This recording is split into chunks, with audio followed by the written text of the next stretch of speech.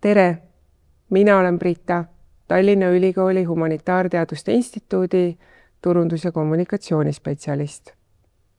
Tere, mina olen Karel, õppisin Tallinna Ülikoolis magistriõppes Aasia uuringute erialal 2021 kuni 2023 ja hetkel olen Tallinna Ülikoolis doktorant nooremteadur Hiina uuringute erialal. Kuna me räägime siin täna magistriõppest ja mul ongi küsimus, et kuidas sa meie magistriõpingutesse jõudsid, et õppisid Aasia uuringuid?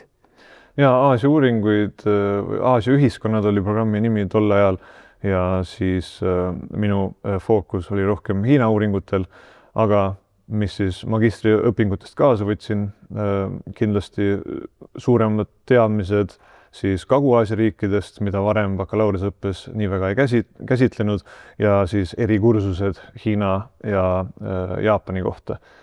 Karel, räägi, mida sa magistriõpingutest kaasa võtsid? Aasia uuringute magistriõppe puhul mulle meeldisid kõige rohkem erinevad Kagu-Aasiaga seotud kursused ning ka see, et meil oli võimalus siis kuulata erinevaid erikursusi Hiina spetsiifilistel teemadel kui ka Jaapanit puudutavatel teemadel ja kindlasti kaasa võtsin ka analüüsioskuse, mida saan nüüd elus alati kasutada nii akadeemilises keskkonnas kui ka erasektoris. Kellele sa seda eriala soovitaksid? Seda eriala soovitaksin kindlasti inimestele, kellel on siis siiras huvi Ida-Aasia riikide vastu eelkõige, aga ka Kagu-Aasia riikide vastu. Kas sul oli ka mingeid kõhklusi, kui sa sellele erialale astusid?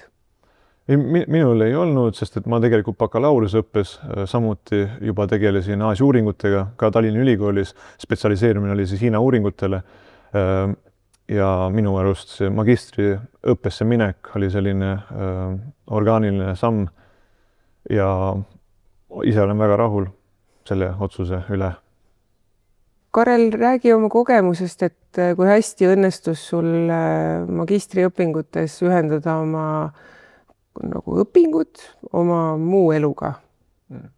Magistriõpingute ajal mul õnnestus tööelu ja siis õpingud päris hästi siduda, kuna tol ajal oli siis Aasia uuringute päevane õpe neljapäeviti ja reedeti, pikad päevad, et siis esmaspäevast kolmapäevani sain ilusti tööl käia ja tol hetkel siis tegelesin hiina keele õpetamisega, et õnneks sain ka teha sellist erialast tegevust ja ilusti siis siduda tööelu oma õpingutega.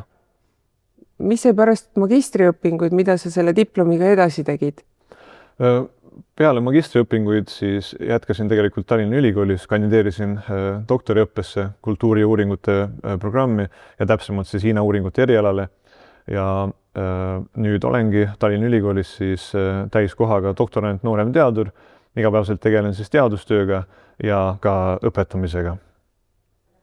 Aitäh selle intervjuu eest, Karel, ja ma loodan, et vaatajatel tekkis huvi Aasia uuringute magistriõppe vastu.